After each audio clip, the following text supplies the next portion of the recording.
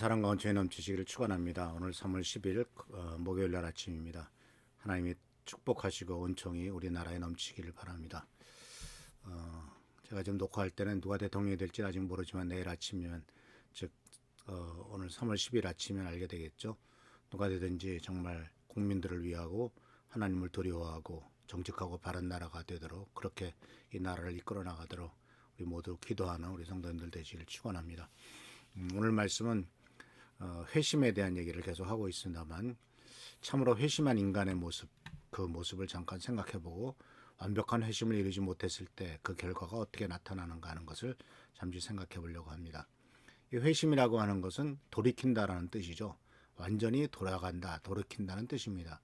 완전히 지금까지 살아왔던 방향에서 반대 방향으로 나간다는 것입니다. 다시 말하자면은 180도 이제 바꾼다 그런 얘기죠. 360도 돌면 원위치죠. 그런데 180도 이쪽 방향으로 나가던 것을 완전히 바꿔서 반대 방향으로 나가는 것, 이것이 바로 회심이라고 볼 수가 있습니다. 근데 이제 그러면 어디서부터 돌이켜야 될까요? 세상을 향한 것, 지금까지 바라보던 것, 죄를 위해서 살아가던 것, 자기 만족과 자기 목표와 자기 유익을 위해서 모든 것을 쏟아부었던 것, 또는 세상적인 가치관에 따라서 그것이 최고인 양 생각하면서 살아갔던 것, 이런 것들로부터 완벽하게 돌이켜야 되겠죠. 사실 이 세상은 하나님을 떠나서 인간의 욕심과 인간의 뜻대로 하려고 하는 것들이 점점점 심해지고 있는 세상이죠. 이 세상의 풍조가 자본주의 이후에 또 소위 신자유주의라고 하는 이 풍조가 생기고 난 다음에 사실은 점점점 사람 살기가 힘들어진, 팍팍해지는 세상이 되고 말았습니다. 자유주의라고 하는 것은 말하자면 철저한 경쟁사회, 그러면서 성공하는 것을 제일 우선시하는, 그리고 돈이 최고라고 생각하는 이런 것들이 바로 이 신자유주의 세계에서 추구하는 것 아니겠습니까? 근데 사실 하나님께서 원하시는 것은 그런 것이 아니죠. 하나님은 우리가 돈 중심으로 살아가지 않고 이기적으로 살아가지 않고 자기 목적과 자기 유익만을 위해서 살아가는 것이 아니라 이웃을 위해서 살아가기를 원하시죠. 또 하나님의 뜻을 이루기 위해서 살아가기를 원합니다. 육신의 정욕과 이생의 자랑과 또는 안목의 정욕, 이런 것들을 쫓아 사는 것이 아니라 하나님의 나라와 하나님의 의를 구하기를 원하는 것 아니겠습니까? 그러니까 이것은 두 가지가 완전히 상반돼요.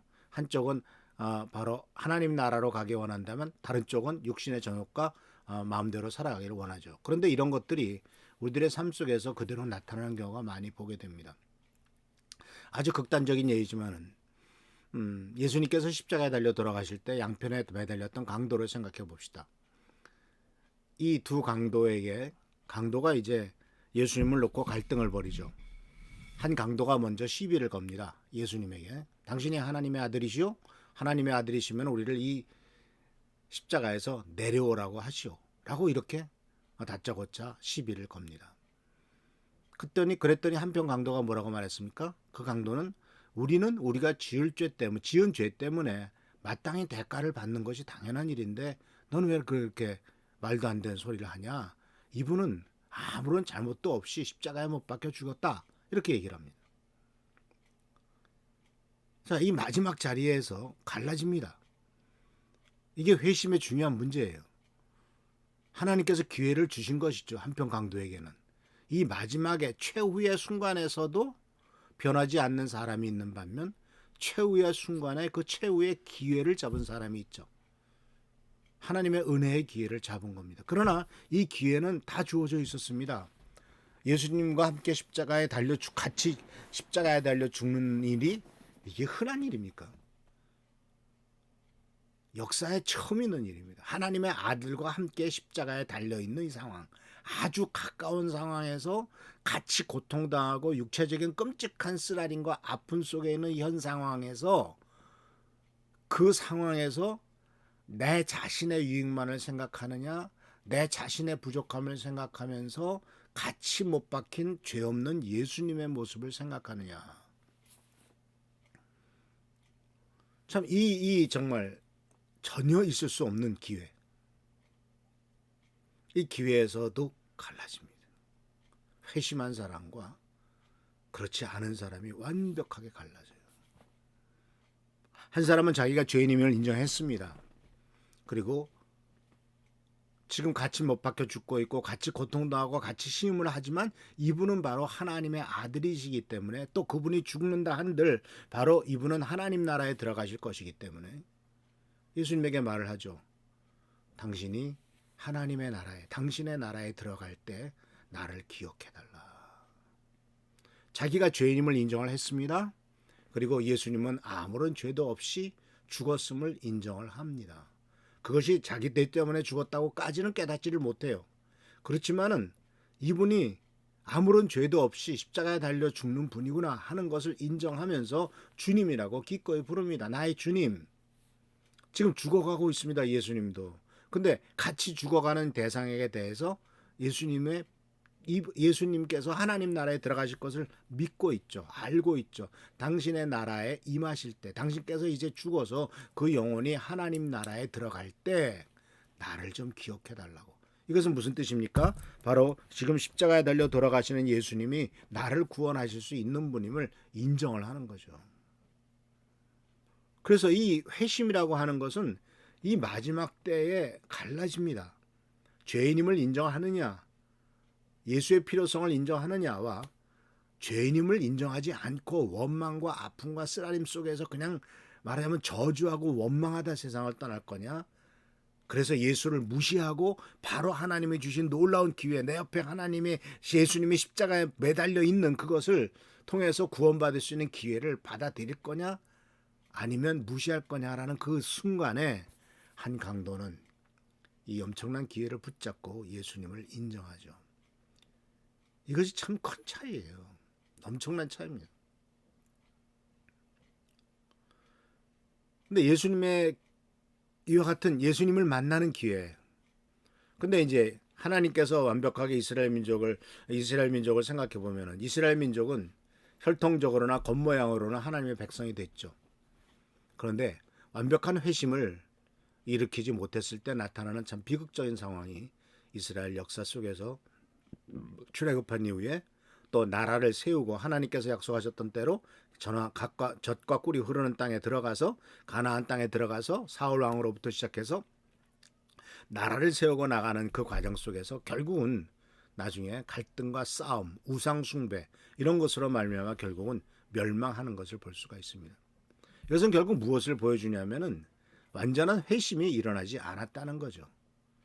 특히 중요한 것은 국가의 지도자입니다. 결국 이스라엘 민족이 명하게 된 것은 왕들이 하나님 앞에 반역을 하고 왕들이 하나님 명령을 따르지 않았을 때 결과적으로 멸망을 하죠. 그래서 이 변화되지 않는 삶은 결국은 세상의 유혹과 육신의 유혹을 이기지 못해요. 세상의 풍조를 따라가고 세상이 원하는 대로 해요. 그래서 하나님께서 원하시는 길이 아니라 세상이 원하는 길을 가요. 하나님을 믿었다 할지라도 하나님께서 세우신 왕이라 할지라도 가나안 땅의 우상 숭배를 선택하고 풍요의 신을 선택하고 거짓 신을 섬기기 때문에 결국은 거짓 신들을 따라가다가 그 거짓 신들과 함께 멸망당하는 것을 우리는 말씀을 통해서 보게 됩니다. 그래서 이에 대해서 하나님께서는 히브리서 6장 4절에서 6절에 이렇게 경고를 하셨습니다. 한번 빛을 받아서 하늘의 은사를 맛보고 성령을 나누어 받고 또 하나님의 선한 말씀과 장차올 세상의 권능을 맛본 사람들이 타락하면 그들을 새롭게 회개하여 일수할 수 없습니다. 그런 사람들이야말로 하나님의 아들을 다시금 십자가에 못 박고 욕되게 하기 때문입니다. 그래서 우리는 이스라엘의 비극을 본받지 말아야 돼요. 이스라엘의 비극을 가장 잘 표현하고 있는 성경 구절을 본다면 그것은 바로 시편 78편에 나오는 말씀입니다.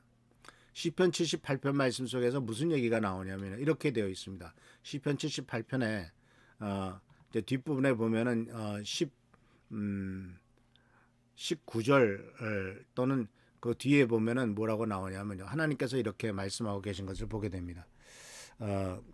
뒤에 하나님께서 이제 원하는 대로 다 주셨거든요. 먹을 것도 주고 배불리 하셨습니다. 그러나 그들이 계속해서 하나님을 멀리하고 인간의 방법과 인간의 뜻대로 살아가려고 했을 때 하나님께서 그들에게 무섭게 책망하시면서 하신 말씀이 바로 뭐냐면 이런 말씀을 하셨습니다. 말씀 속에서 무슨 경고를 하고 계시냐면 이런 말씀을 하고 계신데 이 말씀 속에서 우리들은 참 이스라엘 민족의 비극적인 모습을 발견하게 됩니다. 이제 먹을 것에 대한 얘기가 나왔을 때도 이런 말씀이 나옵니다. 그러나 먹을 것이 아직도 입속에 있는데도 그들은 더 먹으려는 욕망을 버리지 않았다. 마침내 하나님이 그들에게 진노하셨다. 살진 사람들을 죽게 하시며 이스라엘의 젊은이들을 거꾸로 들이셨다. 이 모든 일을 보고서도 그들은 여전히 죄를 지었고 그가 보여주신 기적을 믿지 않았다. 그래서 그들의 생애는 헛되이 끝났으며 그들은 남은 날을 두려움 속에서 보냈다. 하나님께서 그들을 진멸하실 때 그들은 비로소 하나님을 찾았으며 돌아와 하나님께 빌었다.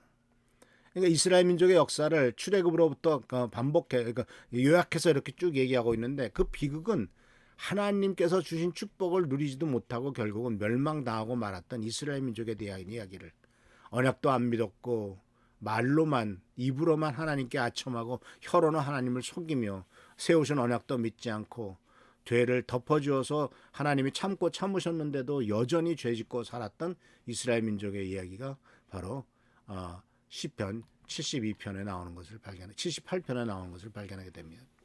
말씀을 마칩니다. 사랑하는 성도 여러분, 진정으로 회심한 인간은 정말 완벽하게 돌아선 인간입니다.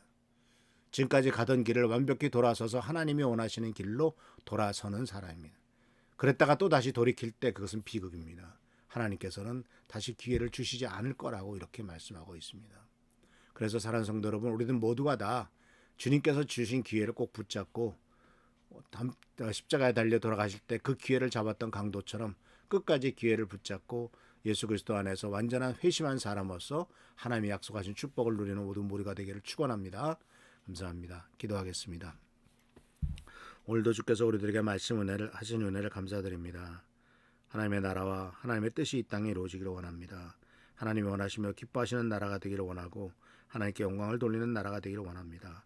간절히 간구하거나 얻기는 이 나라 민족을 불쌍히 여겨주시고 하나님의 뜻에 합당하게 행하는 나라가 되도록 지키시고 역사하여 주시옵소서. 또 우리 나라 민족을 위해서 기도하는 성도들 더욱더 많아지도록 하시고 하나님의 뜻이 이 땅에 이루어지도록 주 역사하여 주옵소서. 주께 감사하고 예수 그리스도의 이름으로 축복하며 간절히 기도하옵나이다. 아멘. 주님의 은혜 원천이 넘치시기를 축원합니다. 할렐루야.